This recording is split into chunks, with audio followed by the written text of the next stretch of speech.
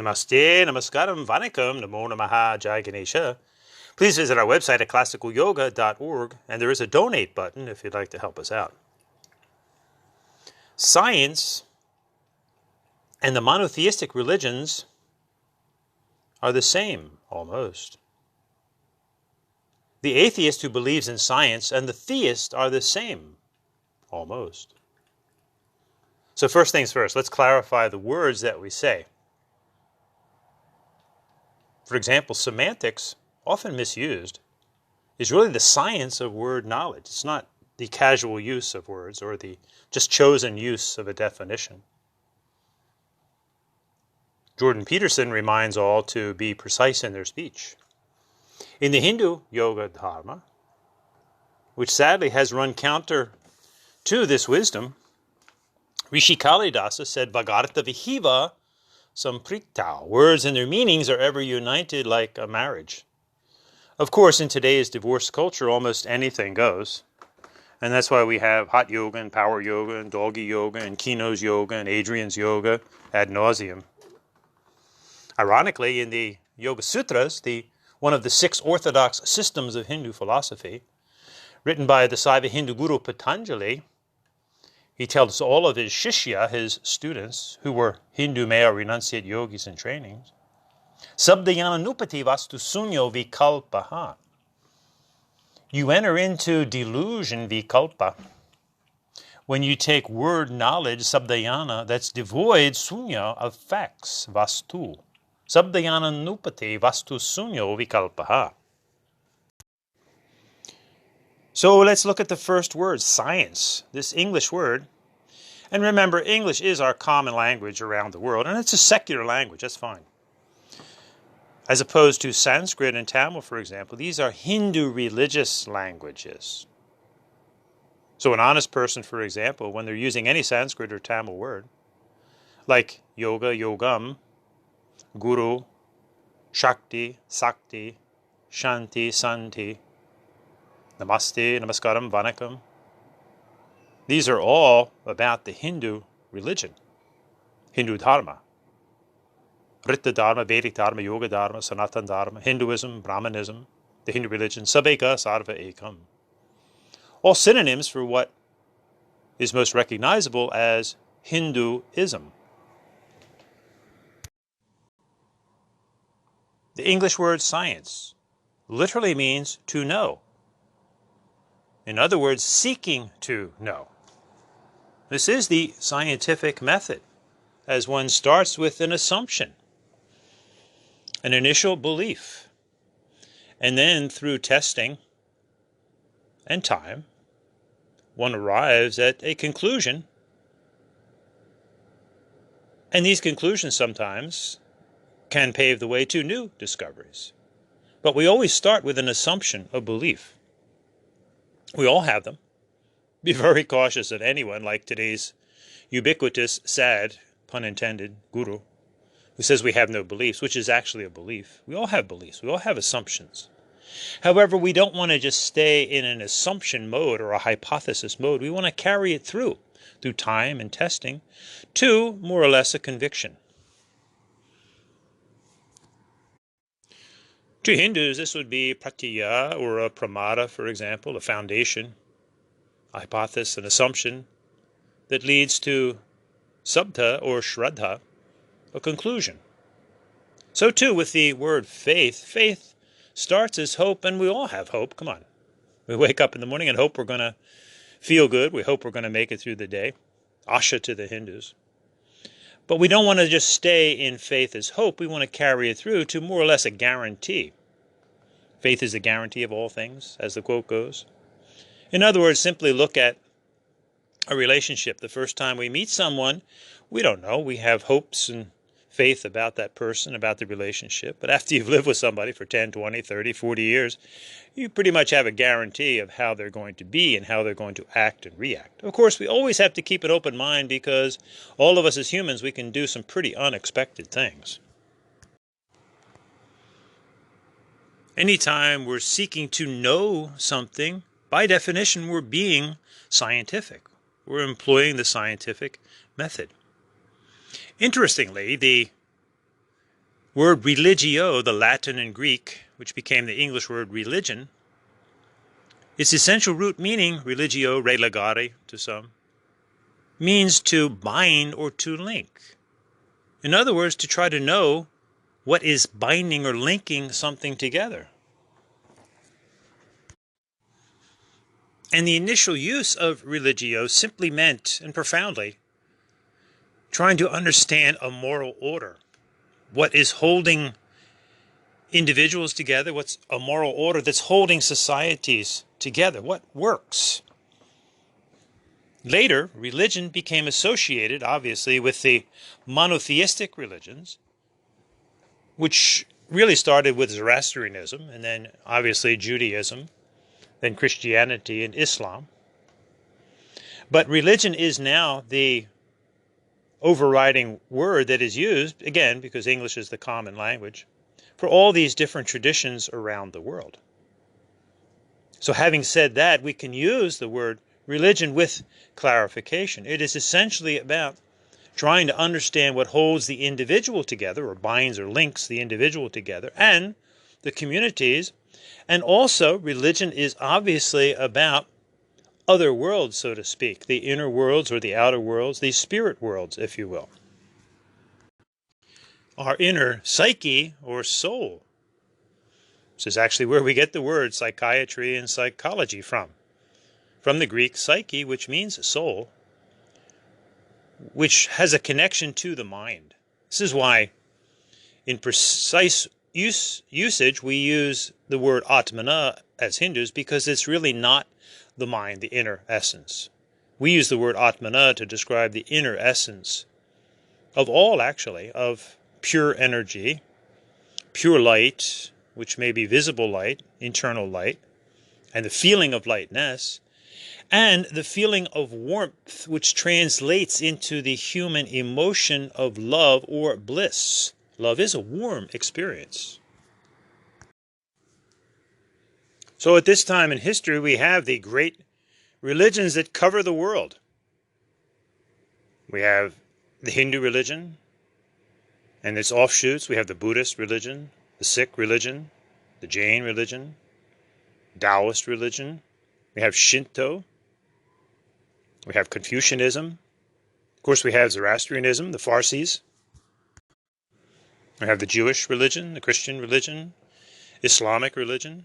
And of course, all of these have various subsects within them. And let's not forget the indigenous religious traditions around the world. Not as many people, but no less profound. The Native American Indian religious traditions, the Hawaiian religion, the religion of the Aboriginals of Australia that goes back 40,000 years.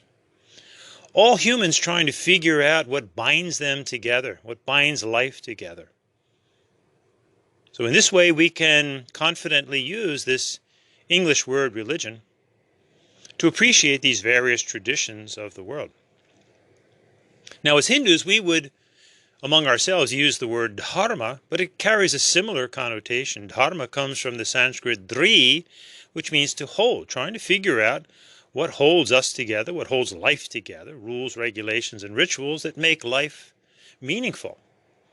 So too with the Sanskrit Hindu word yoga, which means to yoke, yuj, Y-O-K-E, as we try to yoke together our body, mind, emotions, and the Atmana. This is the lifestyle of Hinduism. With this understanding of words and their meanings, it should be a red flag when we see people that take some of these religious terms out of context, like today's so-called yoga, which is divorced from Hinduism in the minds of many. So too with the practice of so-called mindfulness, which is actually extrapolated out of the Buddhist Vipassana tradition. This is very unscientific, at best. So science to know, and religio to understand what binds or links things together, have a commonality. However, with some traditions, like the monotheistic traditions, for example, where they stay in the initial stages of assumption or hypothesis or belief, and the initial stages of faith as hope, and never prove out these assumptions using logic, rationality, this is where science and the monotheistic religions depart. So they are similar in the initial impetus, but very far apart in the final conclusions. The scientist seeks to know and humbly admits when they don't know. In the monotheistic religions, however, in seeking to know or to understand what binds one together, they may make assumptions that are completely unprovable. Enter God, a one male creator being, totally unprovable. So this brings us to God, coming from the Greek and Latin theos. Here's an interesting conversation starter. Prior to 1500 years ago, God didn't exist. So the word God was not used. If you look at the Torah, which was quote-unquote affectionately renamed the Old Testament, there's no God there. Yahweh, Jehovah, Elohim. So the English word God has come to mean, by definition, a one male, as opposed to goddess, creator being. This is the hallmark of the monotheistic religions, though Orthodox Jews, for example, would not even pronounce the word, but they would write out Yahweh. Christians use God and Jesus. Orthodox Muslims, of course, use Allah. But many in the monotheistic traditions will use the umbrella term God. And lest anyone think that it's not a gender, then they would have absolutely no problem saying, Goddess, bless you, or, in the Christian tradition, Our Mother who art in heaven, thy queendom come. No, it's male. And to date, no one has ever proved that such a one male creator, or female, being, noun, exists. Now, the monotheist will, at this point, say, well, God has always existed. In other words, in its eternal being. Now, interestingly, the atheist who does believe in science will point out that energy is neither created nor destroyed. Hence, the scientific principle is that life is eternal. It's an eternal being verb. Quite contrary to eternal being noun. So the thinking atheist who believes in science believes in eternity, eternity of energy, however subtle. The monotheist, of course, believes in eternal being. But what a huge difference whether we use being as a verb or a noun. Eternal being verb is rational, is logical. Eternal being noun is simply a supposition, at worst a fantasy, that has wreaked havoc for all of the unbelievers. Therefore, when atheists and or scientists, because many scientists are also Christians, for example, or Jews or Muslims, when they run up against this difference between being noun and being verb, this is where they separate, creating an irreconcilable difference between science and religion, between atheism and theism. But remember that religion is a general term and should not be conflated with simply the monotheistic religions. So if we step outside of the monotheistic religions into, for example, Hinduism, the Hindu religion, Hindu Dharma, to a mature Hindu, there really is no conflict at all with science. Obviously a conflict with theos, because Hindus do not really believe in God. So thoughtful Hindus are all atheists because there is no God. We have various terms for spirit beings that are intimate experiences to individual and groups of Hindus, but not requisite knowledge for all, except to the fundamentalist sectarians, and you have these in all the religious traditions of the world. But when it came to being noun, the wise Hindu rishis simply said Ka. Who knows? There might have been a male deity behind it all. There might have been a female deity behind it all. Who knows? What there is, however, and what we do know, is that there is a primal energy, Shakti, that can be neither created nor destroyed. Hence we say Ekam Sat Vipra Bahura Vedante, very much misunderstood by many Hindus also. A unified consciousness, Ekam Sat, a unified energy, an eternal energy that can neither be created nor destroyed, simply transforms, evolves, evolution. From the most subtle to the most manifest, and back again. Think for a moment. All of us go to sleep at night. We go into the unmanifest, the no-thingness, the blackness of inner space, if you will. Vital to come out in the morning and be productive during the day.